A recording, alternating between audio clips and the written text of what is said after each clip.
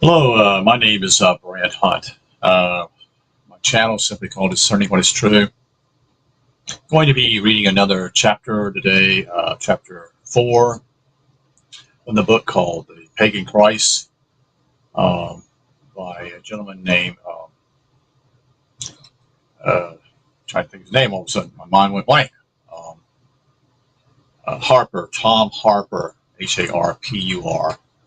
His first name is Tom, who is no longer here. He passed away. I found out about that today in Wikipedia a few years back. And so we're going to look at the greatest cover-up of all time. That's what Tom Harpur says. Again, it's from the book called Pagan Christ, chapter 4. Thank you for being here. And let's get this thing the way I want it. Magnify the colors and everything else so I can read it a little easier. So this chapter is simply called The Greatest Cover-Up of All Time. And the subtitle is simply How a Spiritual Christianity Became a Literalist Christianism. In other words, it became false by being literal. It wasn't meant to be that way. This is a quote from St. Augustine. There are many things that are true, which it is not useful for the vulgar crowd to know, and certain things which, although they are false, is expedient for the people to believe otherwise. This is from the book called City of God by St. Augustine. The following two strong statements here truly compel me to pay close attention, to sit up and think more clearly, or more deeply, I should say. Christianity evolved and took historical form as a result of corruption of high wisdom already available, and not as a promulgation of new light and wisdom previous unknown. Second statement, quote, Christianity only gained favor and held allegiance of the masses of the population of the West for centuries because it succeeded in accommodating its message to the prevalent levels of general unintelligence. In doing so, it inevitably distorted its truth into ludicrous, category, and baneful forms of error and falsehood, end quote. In the Alvin Boyd Kuhn book that has made by far the greatest impression upon me, given my past training and overall general commitment to the idea of a high nobility of Christianity as a religious movement as is, has been The Shadow of the Third Century, which I read that book probably 4 or 5 months, if you want to look into that. It is 522 studious research pages on the lies, the fraud, deceit, and violence that conspired to turn Christianity to what Kuhn calls Christianism. In other words, the ISMs like to say communism. So you have communism is a belief system. It becomes ISM in a way. Industrialism, another one would be industrial type of thing, and then you add the ISM, it becomes that way. Christianism came as a profound surprise and shock. I can only hope that all sincere seekers after truth will go beyond this present and necessity brief summary to read it fully for themselves. He's talking about simply the work by Alvin Boyd Kuhn. Alvin Boyd Kuhn, I think, wrote 50 or 60 books, folks. They're available. Some are not quite as available as others, but there are some that are available easier than other ones. These bigger ones are, the big one was simply about the 3rd century. Let's continue. Seekers after truth will go beyond the present necessity brief summary to read it for themselves. There's no question whatever in my mind that those who do so will be as deeply affected as I was. Kuhn shows clearly that the truth about early Christian history has been sadly suppressed. Indeed, he claims, and then proves that the trail of unbelievable and quite deliberately skullduggery runs throughout almost the entire history of ecclesiastical Christianity. Reading his arguments and checking his sources for myself, I realized that other investigators had missed the truth before because they were not cognizant, or in brackets here, or were unwilling to face. In other words, it was too unbelievable that they basically couldn't handle it. The fact that a conspiracy had operated over a span of centuries, they ignored what were piously seen as unfortunate excesses or momentary, I should say, lapses, and kept following the official party line. His case rests upon the undeniable fact that the religion that started under the name of Christianity in the first century did not, that is, long retain its original deeply spiritual nature and substance. I was quickly forced to realize that it was not by any means the same religion in the 4th century that it had been in the first. Despite beginning as a more or less sincere effort of genuine religionism, that is, and mysticism, fed by many sources and expressed in many forms, it had plunged rapidly down the grade of deterioration. Quote, until in the 4th century it had completely its dire transformation, that is, the transmogrification into Christianism, end quote. I have carefully examined the major evidence so thoroughly documented by Kuhn, and I have found these facts. 1. Christianity began as a cult with almost wholly pagan origins. I'll say that again, folks.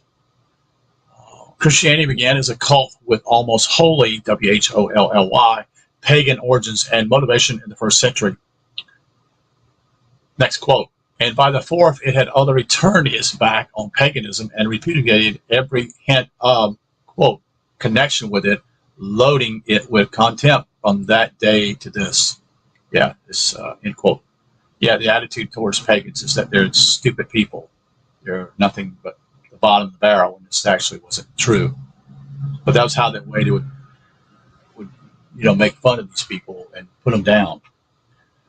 Books that were highly regarded in the moment at the start and for some time thereafter were condemned and violently repudiated within less than 2 centuries. Several doctrines that were held in great esteem in the initial period, such as the doctrine of reincarnation and a universal salvation, were later refuted. Nearly all the original thinkers who had shared in the building of the new movement, its very pioneers and leaders, had even before the 4th century been pronounced heretics and were reviled by those who had swept in and grabbed control of the policies. 4. The mystical allegorical method of interpreting the sacred scripture used at the beginning by Paul and such eminent scholars as Clement of Alexandrian origin was replaced by a wholly literal/historical approach. And let me say something here also very clearly to those out there who listen. I was into stuff. I believed it. 20 years ago, actually more than 20 years ago, I was at seminary. And I believed this. But when I was at seminary, though, by taking a class on Augustine and what we call patristic history, which is early church history, which is the beginning of the whole thing, no one ever told me this. No one told me this stuff. Okay? Now, I went to seminary, so I believed it until I figured out something was not right with St. Augustine. And he's not a saint in my opinion. And I began to see some holes in the wall of Christianity. And Augustine was part of it. When Augustine was involved in eliminating his enemies.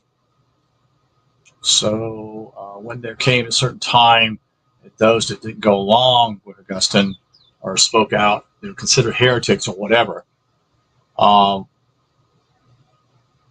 which one would be Pelagius, or the belief in Pelagianism, that was called it, and he became an arch heretic. So is Arian was also considered a arch heretic. Anyway, we won't go any further than that. So this whole process of drastic change hinges on the crucial decision to take the ancient esoteric wisdom of so-called paganism, the pre-Christianism, Christianity, of which both St. Augustine and Eusebius wrote, and made it exoteric. It was no longer esoteric, which means inward, and it became exoteric, which means outside of you, not inside you. You see, you're a child of God. You see, you came from God. You see, your spirit does, but not your flesh. And that's the battle that goes on throughout your life. You deal with your physical body, which wants to do whatever it wants to do. And the battle is that. and even Satan is referred as the body. So it made it exoteric, meaning plain, open, and simple for the ignorant and unlearned masses. This decision had no doubt a worthy aim at one level, you see, fueled by the Roman gift for organization and crowd control. In brackets simply says, not to mention the really use of force whenever deemed necessary, end quote. Yeah, it was Augustine definitely used force. There's no doubt in what he did. It was a great success, you see, but the price, both intellectually and practically, was terrible. Oh, just a second. I got something bothering me.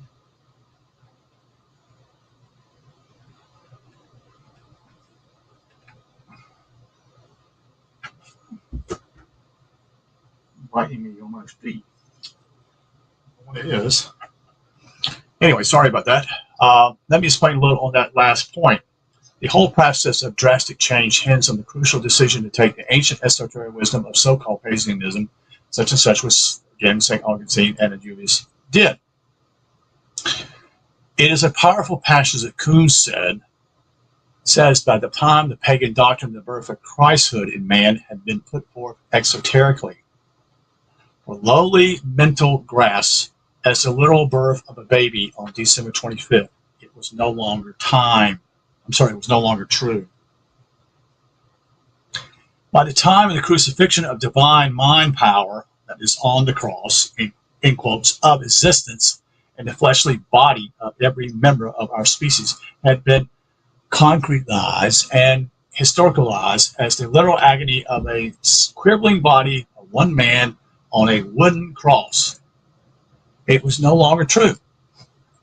By the time the dismemberment of the unit power of Christhood, with each human given a portion for his divine transfiguration from within, had been made, quote, comprehensible, end quote, as the actual breaking of the literal loaf of bread into fragments. It was a false belief.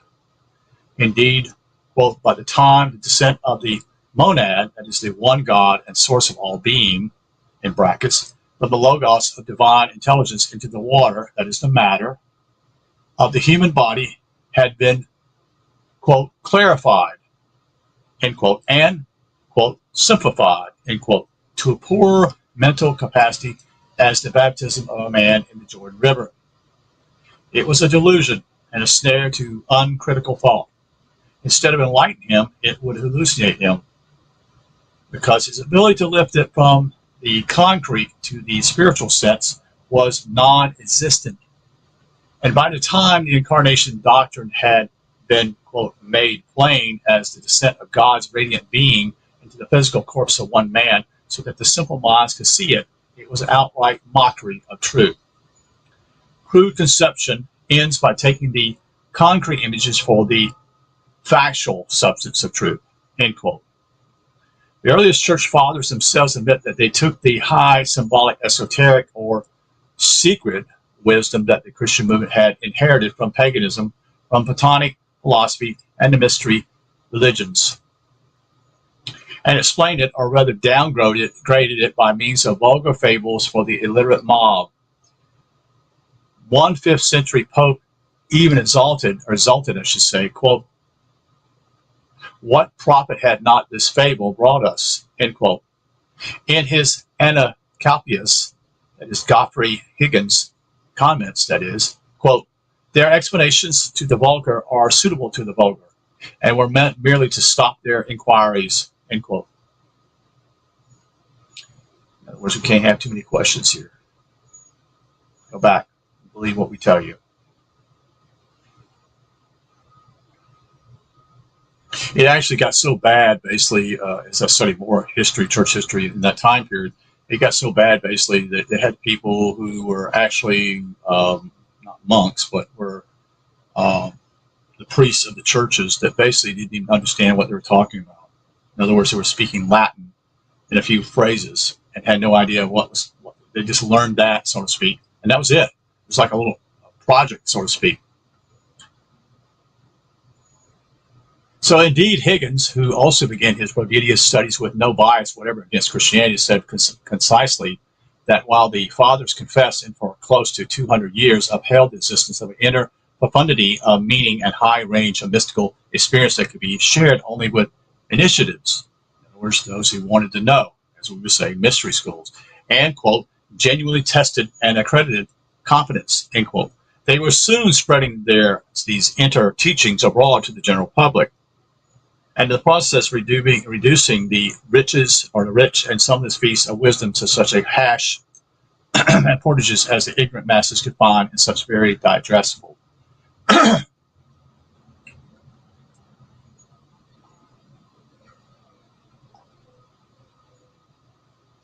Thus came Christianism, a belief system which was the wreckage of Christianity.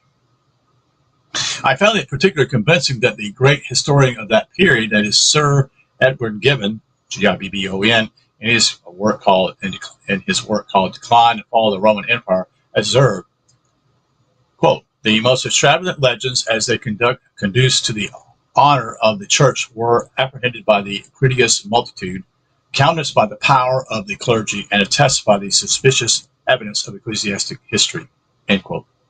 In short, in the view of these scholars, the church converted a whole mass of romantic legends or myths into the so-called history, a multiplication of, quote, fictitious stories, end quote. What emerged was in many ways a cult of ignorance. Not surprising, today, ultra-conservative Christians are not very pleased with Gibbon. Most have yet to hear of Higgins, Massey, and Kuhn, but they need to hear them if Christianity today is to be more a part of the solution to the world's problems and less a part of the problems themselves. The still potent aura of Christian triumphalism needs to be shattered by the hard facts of history for a new order of global religious harmony to emerge. Here is a humbling assessment by Kuhn of the real estate of affairs.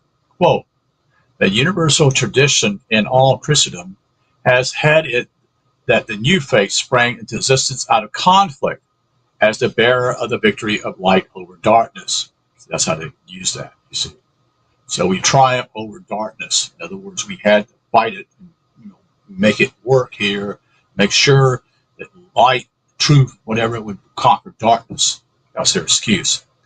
At last, it was not so. It came out waving the banner of darkness as victor over the light, but it all but put out the light of the world, end quote. That's why the West doesn't have really any inklings of what really happened. It's sad in a lot of ways. Many sad things. This statement about putting out the, quote, light, end quote, may seem like an exaggeration of the worst kind until you read the full story and comprehend it. I discovered in my research that, like Massey and Kuhn, a host of other scholars had documented such horror stories of book burnings, yes, that happened to Pelagius, forgeries, yes, wouldn't doubt that, and deliberate fraud over the late 2nd, 3rd, and 4th centuries that anyone unfamiliar with it can scarcely take it all in. Quote, picture the anomaly of the Christian host emerging from the struggle, allegedly carrying the victorious banner of light, while with hot feet is stamped out the blackening ashes of the books of the Alexandrian library, end quote, wrote Kuhn. Quote, picture this bearer, that is, of the standard of a new light, burning in 553 CE, Christian era, the books of the most truly exalted theologian Origen, and invoking anathema, that is, curses of excommunication, on anyone found reading them, end quote. By the way, as later years come in, if you were found to have this, it would no longer be you be excommunicated. You would basically, in many ways, would be killed. As things got worse. Charles B. Waite, W-A-I-T-E, in his History of the Christian Religion to the year 200, tells how Eusebius, whose ecclesiastic history is the principal source for the history of Christianity from the apostolic age until his own day, was a most conspiracious liar. Okay, that's Eusebius. But almost equally bad is that Eusebius frequently made many sloppy mistakes. Quote, no one has contributed more to Christian history, and no one is guilty of more errors. That is, Waite charges, end quote. Quote, the statements of this historian are made not only carelessly and blunderingly, but in many instances in falsification of the facts of history. Not only the most unblushing falsehood, but literary forgeries of the vilest character darken the pages of his writings, end quote. I had heard not a word about any of this during my years of training for the Anglican priesthood. Now you won't hear that. Now you won't hear that. You never hear that in the seminary. Even Anglicans would be what I would call more liberal in perspective compared to a Presbyterian in certain ways. Waite cites authorities who confirmed the scandal by asserting that Eusebius indeed had, quote, a peculiar faculty for diverging from the truth, end quote. He was always ready to supply by fabrication what was wanting in the historical record. In other words, this great world religion actually rests on a foundation of falsehood and forgery. Few mainline church members today are aware of just how extremely critical Sir Edwin Gibbon is in the decline and fall of all these early Christian frauds, deceptions, and forgeries. Gibbon candidly asserts that Eusebius, whom he calls the gravest, end quote, of the ecclesiastical historians, quote, indirectly confesses that he has related whatever might redound to the glory, and that he has suppressed all that could tend to the disgrace of religion, end quote. This is not history. It is a kind of chronic revisionism, more often associated today with repressive political systems. Anyone truly familiar with Gibbon's scrupulous, careful account knows that he found everything about Christian, quote, history, end quote, until 250 totally untrustworthy and suspicious, end quote. He wrote, quote, the scandality and suspicious materials of ecclesiastic history seldom enables us to dispel the dark cloud that hangs over the first age of the church, end quote. Gibbon testifies, for example, to the, quote, vulgar forgery of deliberately insertions of two imitable spurious passages regarding Jesus Christ in the text of the Jewish historian Josephus. He also produces reliable authorities to show that even in such an important matter of historical record as the number of Christian sectarians martyred under several Roman emperors, the Christians, quote, outrageously falsified the figures, end quote. The gross overstatement or to increase the sympathy that martyrdom naturally arouses, he explained. In an article on evolution, the historian Alexander Wilder, Wilder, says that men like Irenaeus, Epiphanius, and Eusebius, okay, these are major people, folks. These are major ones in my early church history classes, okay? These are names I'm familiar with. All early Christian apologists. So apologist is going to be someone who is going to defend the faith. He's apologetic. He's apologetic, in other words. He's apologetic. It's not apologizing. He's simply standing for the faith. That's what it means in Christianism. Our Christian churches teaches. Have transmitted to posterity a reputation for such untrue and dishonest practices that the heart sickens at the story of the crimes of that period, end quote. The duplicity, he notes, is all the worse since the whole Christian outline rested upon it. Gerald Massey bluntly charges that the, quote, Christian scheme or schilium,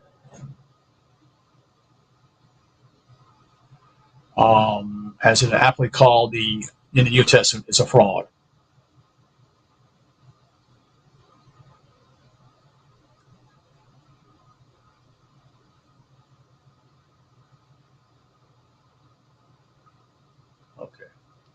Here is specific shocking that is confirmation of an otherwise seemingly grotesque exaltation from one of the most respected fathers of the church, St. Gregory of Nazareth. That is from 329 to 389. In a letter to the esteemed St. Jerome, nickname, that is the theologian, end quote, Gregory wrote to his friend and confidant, quote, nothing can impose better on the people than verbiage. The less they understand, the more they admire. Our, quote, Christian fathers and doctors have often said not what they thought, but what circumstances and necessity forced them to, end quote.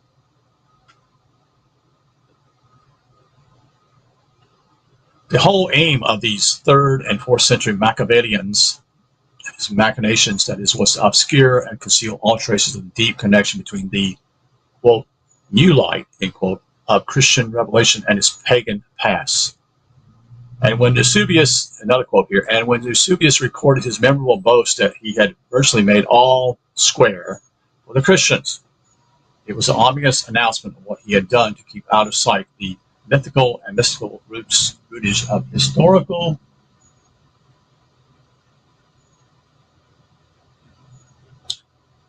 Christianity, end quote, charges Massey. The Gnostics have been muzzled and their extant evidence as far as possible masked. He and his co-conspirators had done their worst in destroying the documents and efficacies of the telltale records of the past to prevent the future from learning what the bygone ages could have said directly for themselves, end quote. They made mute, M-U-T-E, all the pagan voices that would have, quote, cried aloud their testimony, end quote, against the unparalleled impostor then being shaped and perfected in Rome.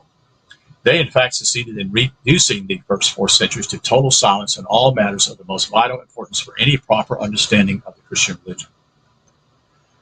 Massey's last sentence in this passage, however, is the most significant of all. He writes, quote, "The mythos, having been at last published as a human history, everything else was supposed to support the fraud," end quote.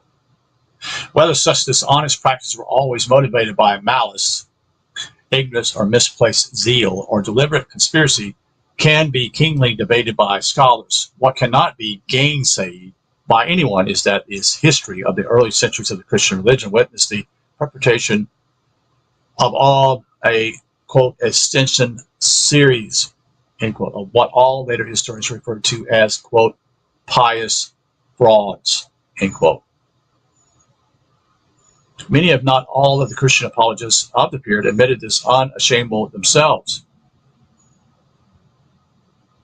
This very admission of widespread basic dishonesty greatly strengthens the case that the entire transformation of early myth into a seemingly historical reality was itself a lie. This lie is perhaps mitigated somewhat if we remember what G.R.S. Mead, M-E-A-D, wrote in his book called Fragments of a Faith Forgotten. Quote, "It must not be supposed that the rewriters and editors of the old traditions were forgers and falsifiers in any ordinary sense of the word. Antiquity in general had no conceptions of literary morality. In its moral meaning, and all writings of a religious character was the outcome of an inner impulse." Mead goes on to add that mythology, I should say, of history and historicizing of mythology were common to the times, end quote, and as one point or another to all ancient peoples. If the literal truth of objective events is not really your main theme or interest, but the experience of the inner spiritual life is, it can partially explain to a modern reader what was often actually going on. In my experience, in brackets, no modern theological trained literary critic has done more to clarify these issues than Northrop Frye. So this is Northrop Frye, F-R-Y-E. This is an important guy. You can watch some of his videos. He is the one professor in Canada. I'm trying to think. I want to say he's probably taught at the University of Toronto, if I'm correct. He's the one kind of began to also has been. He was a brain also. Okay, we'll just say that. In his Anacapulus, that is, Higgins says that it was common for priests in ancient religion to attribute to their opponents absurd opinions they never held, simply to disgrace them. He adds, quote, "This has always been considered by priests a mere allowable ruse in religious controversy."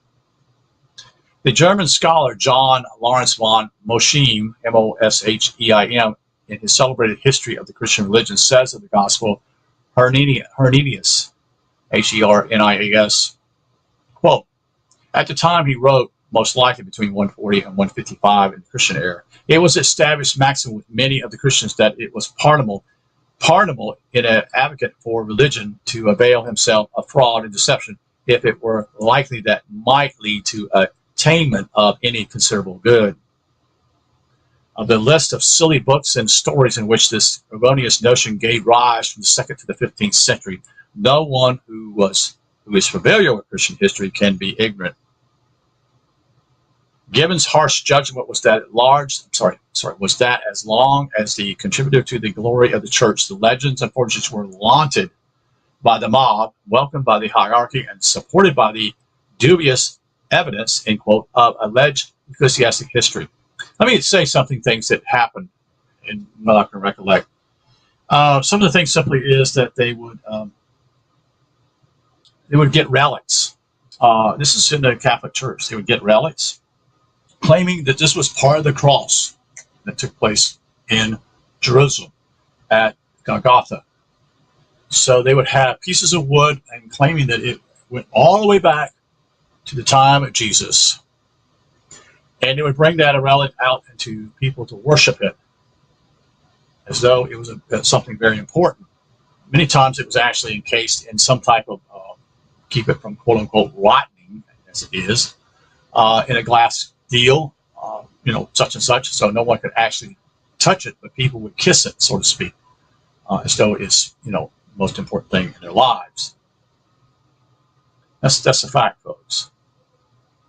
They did all kinds of things of that nature. They found, this was the sword that the big sword, not the sword, but the spear that, impregnated Christ's body. And we have it right here. This is what happened. This is the spear that hit him, such and such. And they would also, these are relics. This is what they used them for, to cause people to worship these things and actually not worship the true God. That's how the Catholics did this. I don't know if the Reformers did this or not. That's another question. Probably so, but nowhere near the extent that the Catholic Church did. As far as I know, that's no longer dealt with. As far as I know, but I've never been to the Catholic Church, so I can't say. I'm sure that most of the churches in Europe, famous ones that are Catholic cathedrals, such and such, may have that. I don't know that. So, Gibbon's harsh judgment was that as long as they contributed to the glory of the church, the legends and forgeries were laudable by the mob, welcomed by the hierarchy, and supported by the dubious evidence of alleged ecclesiastic history. As a specific example, Gibbon notes in his work the vindication that the 32nd chapter of the 12th book of Anselm, Anseml, Evangelical Preparations, bears for its title the scantiest proposition. Anselm's a very important person in the past and in early church history. So here it is. Quote, how it may be lawful and fitting to use falsehood as a medicine and for the benefit of those who want to be deceived. End quote.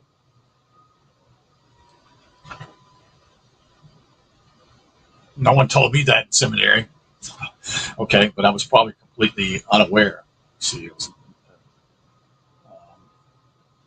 not really understanding what's really going on. The greatest preacher of the early church was John Chrysostom, Chrysostom.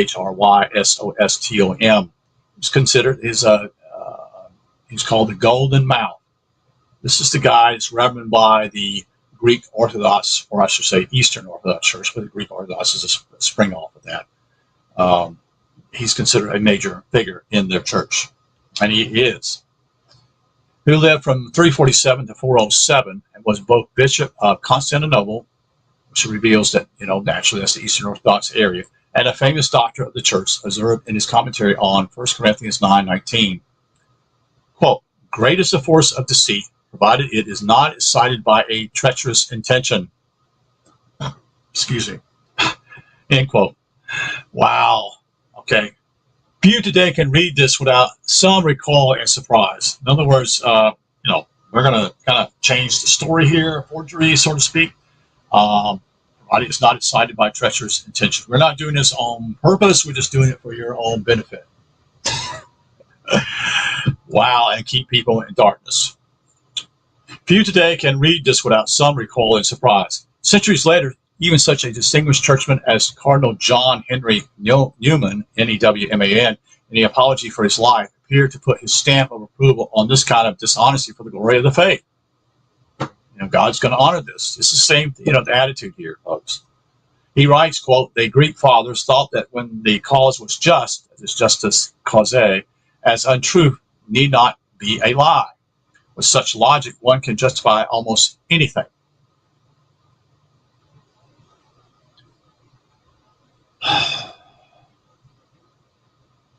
This is just a small sampling of a mass of evidence set out by Kuhn and others that the early fathers held in it as a, quote, a distinctive proposition, end quote, that pious frauds were not only justifiable, but even laudable. In other words, they were accepted. Anything else to bring glory to God for His kingdom. So you lie to people and see them. Even though they are, quote unquote, not very smart, you chose to do that still.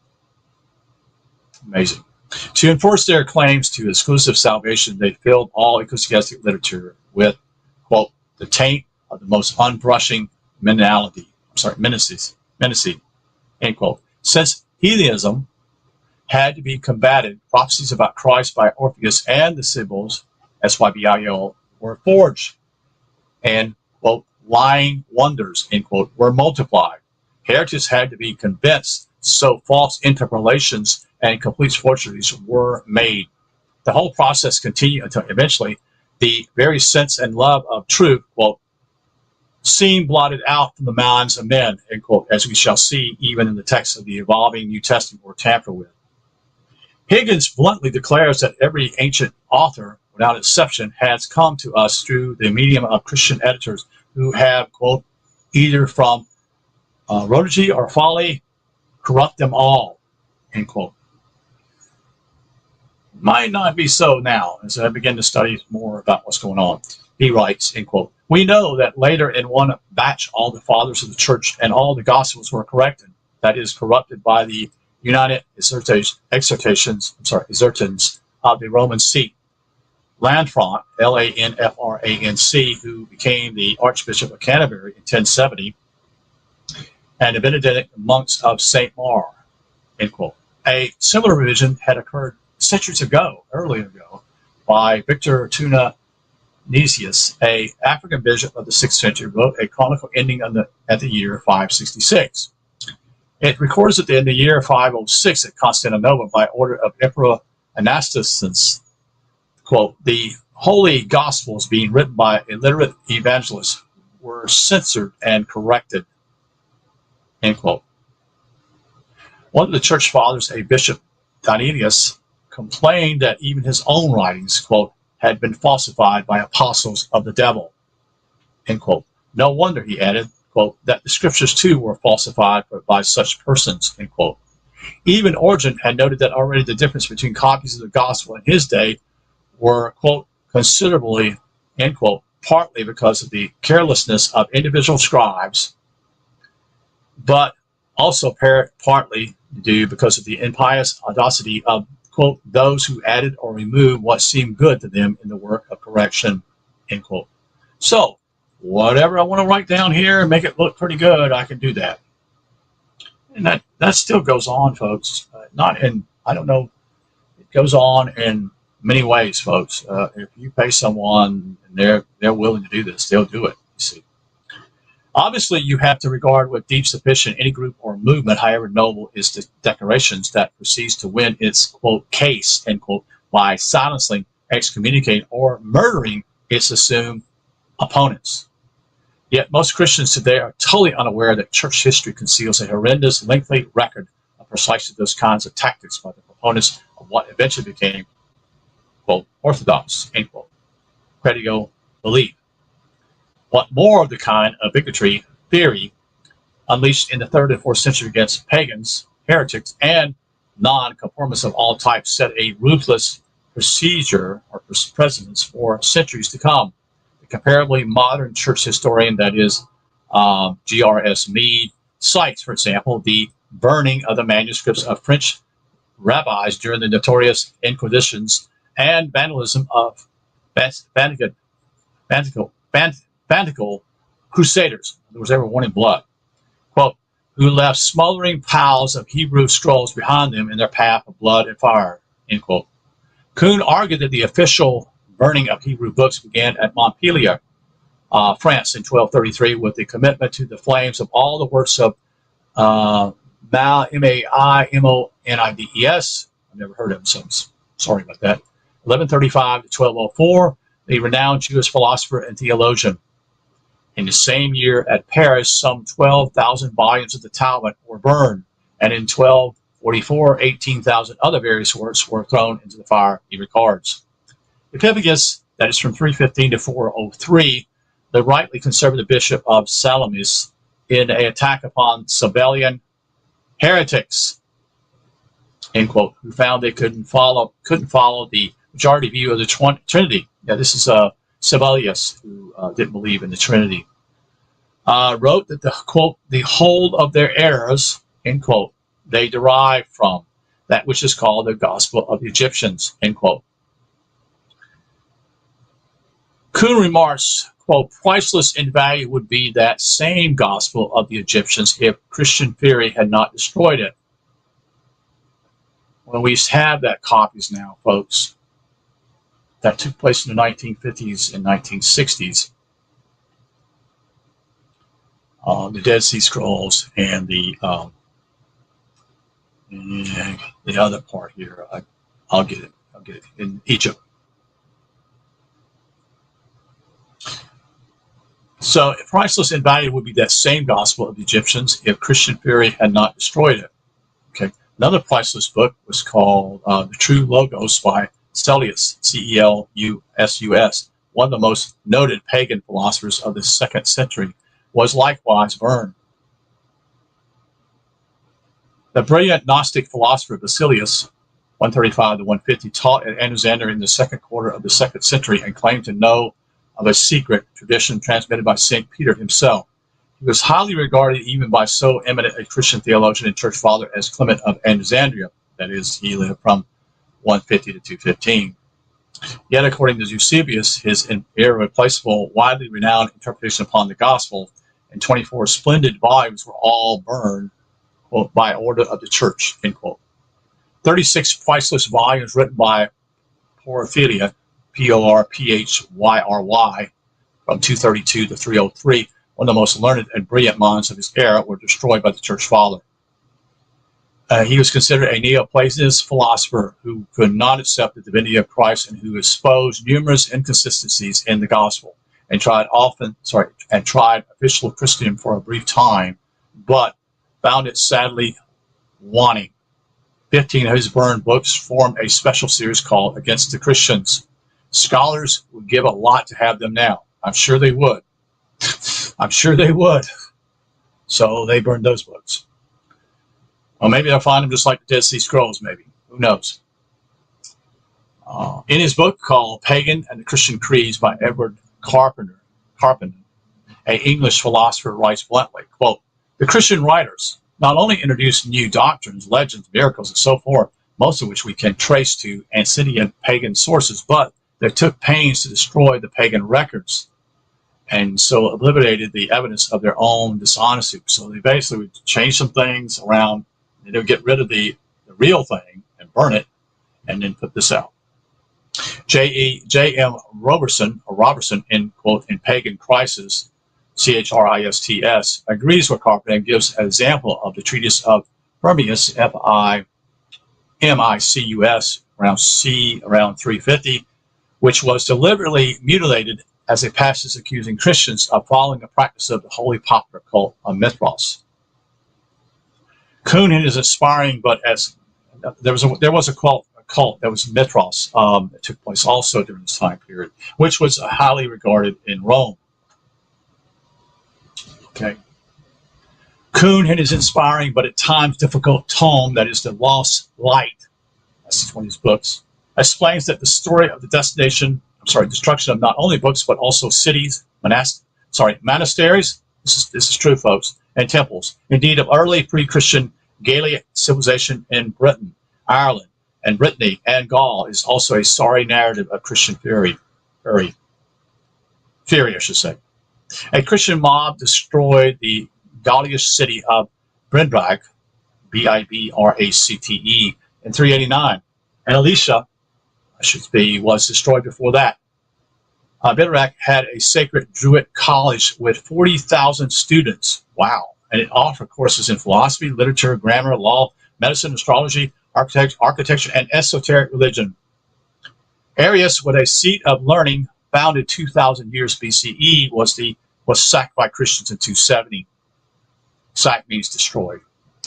These acts of outrage in all probability included the tragic destruction of scrolls and books that might well have completely eliminated our understanding of the mysterious rock monuments at Stonehenge. Instead, it today still lies wrapped in a miasma of questions and ignorance. The ultimate destruction of the untold thousands of irreplaceable books and scrolls of the incredible history library that is at Alexandria, which is in Egypt, by a Christian mob stands as perhaps the greatest seminal testimony to the overwhelming hatred. This is true today, folks. Hatred of learning and education held by the rank and file majority who flock to the new religion. Yeah, there's. You remember the book? Remember the movie called Dumb and Dumber? Well, that's truly is how people think. They don't want to think. They want to be entertained. These are the type of people who would do something this crazy. Okay. They were looking, as I have already described, for an exoteric, that is, or literal religion suited to the lowest common denominator. The vast store of ancient knowledge, with its museum and the temple of Seraphis, that is the Seraphim, was the first established by Plinium as the first, a former boyhood friend of Alexander the Great, and later one of his leading generals between 300 and 290 BCE. It housed priceless classics in every field of human endeavor, from medicine to theology, including works by the great Greek playwrights Euphrates, Assidius, and Sophius. It had been partially burned by accident during a punitive attack on the harbor by Julius Caesar in 47 BCE, and it was then targeted for destruction by Emperor Aurelian in the 3rd century. So this is 47 years before zero, so to speak, before the Christian era or before the Common Era, whichever way you want to say it. And it was then targeted for destruction by Emperor Aurelian in the 3rd century. So they made sure they got rid of it. He reigned from 270 to, I don't know what that number is. It doesn't show, sorry. In 400, the Seraphim, to which most of the books had by then been moved, was burned to the ground on the orders of Theodius, the bishop of Alexandria. So this must be Alexandria, Egypt again. So someone moved the books, and were burned to the ground on the orders of Theodius, the bishop of Alexandria. So this is a bishop. This is not a military leader. This is a bishop. Then there were riots led by a mob of Christian monks in 415 in the reign of Emperor Theodosius. And with the knowledge of connivance of Bishop Cyril, Cyril, who had succeeded Theodosius as the patriarch, all that remained of the library, tragically closed, museum, and temple were finally left in smoking ruins. So you see who did this? It's going to get out, folks. It's got to. Tragically, the same mob, led by a monk named Peter the Clerk, then attacked and murdered the most brilliant woman philosopher, astronomer, and mathematician of antiquity, the widely renowned Hypatia, Hypatia, the daughter of the distinguished Platonic philosopher Theon, and the leading lecturer at the library and museum. Hypatia represented the highest standard of pagan erudition and grace, and was a prime example of the equality of women in the supposedly inferior religion. She was taken by the mob to a church called the Caesarium, where she was stripped, stoned with roofing tiles, and torn apart. Her flesh was scraped from the bones with oyster shells, and she was then burned at the spot called Cinnaron, Cinaron, end quote.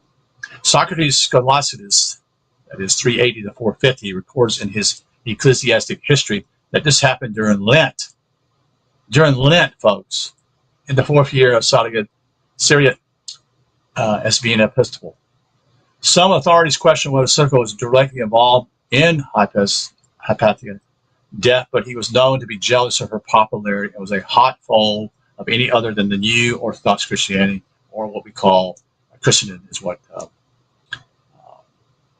Albert Boyd Coombe said. Syria ruthlessly hunted down heretics, pagans, and Jews, looting their homes and possessions. The Oxford Dictionary of the Christian Church says that if Syria didn't order Hypatia's murder, it was, quote, was certainly the work of his supporters, end quote.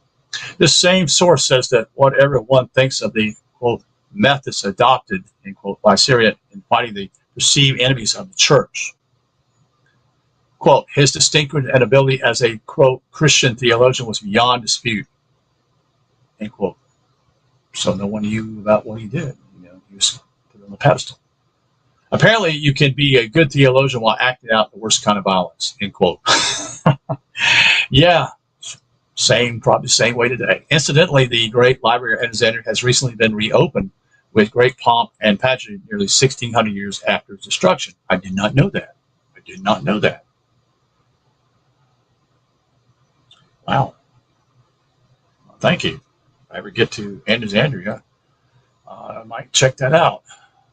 Or maybe somebody else would go there and take some pictures and whatever else is there.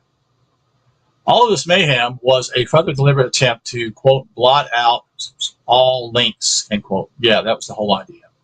Between the Christian body of doctrine and any pagan material. In fact, that's why the Roman army did what they did too. They went everywhere, Europe or other places, attacking everything and burning and destroying.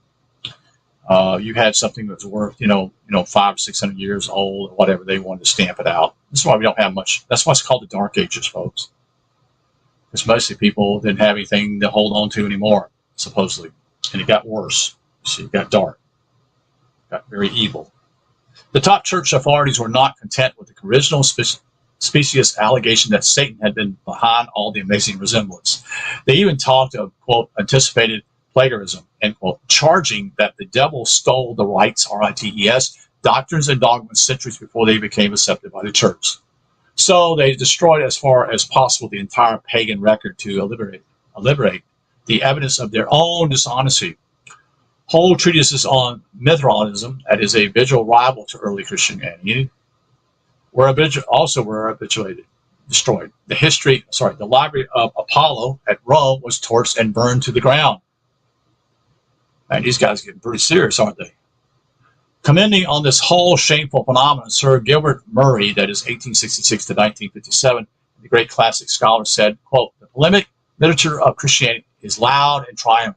The books of the pagans have been destroyed, end quote. Rome's Emperor Theodosius I, who reigned from 379 to 395, had made a number of heresies illegal, and paganism was virtually outlawed. Now, as I was taught in church history and also later, there are three major groups here. That was what Constantine wanted, and to bring them together. That was his whole idea in 325. So those ideas simply was to deal with what we call paganism was accepted. The worship of the sun, S-U-N, in Rome was the other one. And the other one was the Christians. And he wanted to unite his whole kingdom. And eventually he began to, that's not his time, but others behind him later on were determined to stamp out paganism, period. Paganism simply is a different belief that they believed in many gods and somewhat, but it's also, they believed in the mystery schools. And paganism was way long ago was involved. I mean, it was evolved. That is, it was other areas. It just wasn't that area. Although this area where they were at, you've got to consider this is modern day Turkey. We're talking about Rome, which is completely in the world. We're also talking about Constantinople and all the way down to North Africa, which North Africa was at one time considered the breadbasket, not breadbasket, but where most of the Christians came from. Most of their strength lied in northern Africa at that point.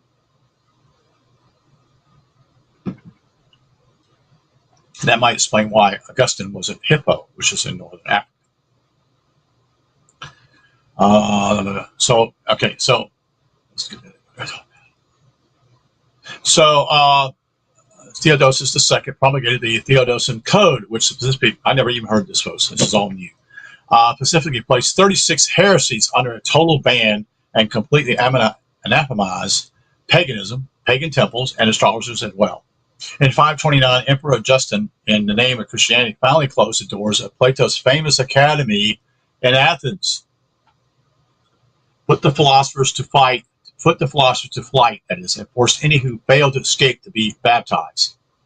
So I assume they forced them, meaning that had a sword near them to force them to do that.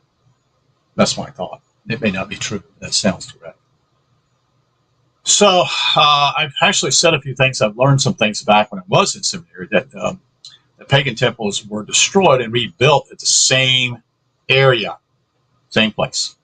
They just used the foundation and they built churches there at one point. That's in early church history. I don't even know if they teach that anymore. Who knows? So continue. The church's initial attempts to blame obvious similarities between Christian doctrine and the pagan originals on the work of the devil struck me at first as too outlandish to be believed. Then I read what the otherwise esteemed Christian apologist Justin Martyr had to say about it.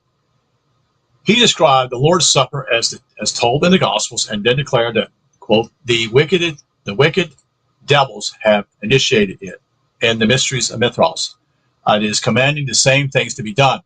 For the bread and a cup of water are placed with certain incarnations in the mystical rites of one who is being initiated. You can either know or learn, that is, emphasis in original, that is, end quote. Tertullian, who's lived from 160 to 220, originally from North Africa, and eventually the first Roman theologian to write in Latin, also said that the devil, quote, by the mysteries of his idols, end quote, imitates even the main part of the divine, that is, Christian mysteries, end quote. He writes, quote, he baptizes his worshippers in water and makes them believe that purifies them from their crimes. Mithras sets his mark on the forehead of his soldiers. He celebrated the offering of bread. He offered the image of the resurrection. He limits his chief priests to a single marriage. He even has his virgins and ascetics, end quote.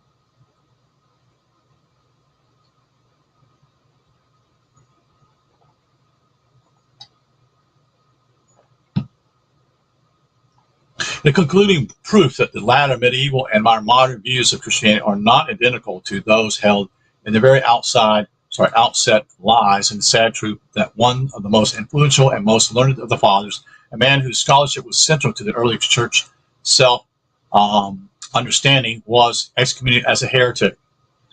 It was done within 300 years of his death by a church that had so very quickly lost the light of his original inspiration. That is, Origen, a pupil of St. Clement of Alexandria, believed in and taught reincarnation, karma, and universal salvation as Christian doctrines. He was opposed to a literalist approach in Scripture and to the reduction of the profundities of spiritual truth to the vulgarities of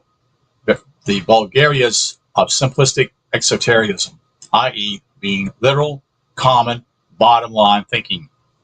He paid the price. One of his most significant observations, an observation that the church needs to hear and ponder anew today, was that a literal understanding of, quote, Christ crucified, end quote, was a doctrine, quote, only fit for children, end quote, in the faith. What I have just documented, and as concisely as possible, is the calculated destruction, corruption, and accompanying cover-up of an ancient, honorable, and highly spiritual religion. It was a crime of major magnitude that the church still refuses to acknowledge. Now, they won't admit it, folks. If they admit it, they will fall. They're not going to do that. Let alone ask divine forgiveness for it. The most important thing to remember at this point is that there can be no genuine hope of recovery and renewal for either an individual or an institution without an honest facing up to the past.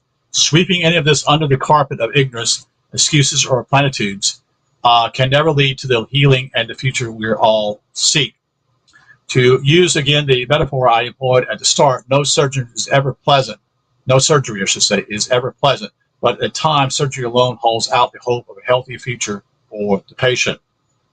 The hope that still gleamed brightly through for me as I first read about the ominous, dark, and shameful record was the same light with the prologue to John's Gospel says shines on forever in the darkness. Quote, and that the darkness has never succeeded in putting out. End quote. This same light, according to St. Paul, has shone into each of our hearts through the indwelling spirit of the Christ. That crucial and optimistic part of our story is yet to come. So that is the end of chapter 4 this evening. Thank you for being here. And we're going to stop at this point. A lot longer than I thought it was going to be. But let me do something here real quick.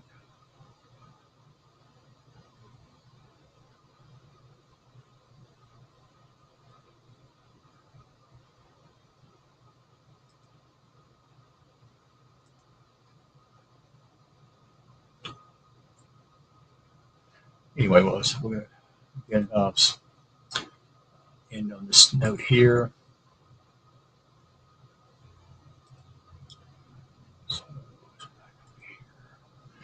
Okay, so that's the end for this evening. Chapter 4, the basic book, book that is from Pagan Christ by I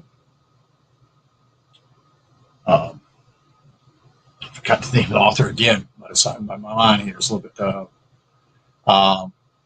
Who's a Canadian. Who is no longer living, that is, and he is unfortunately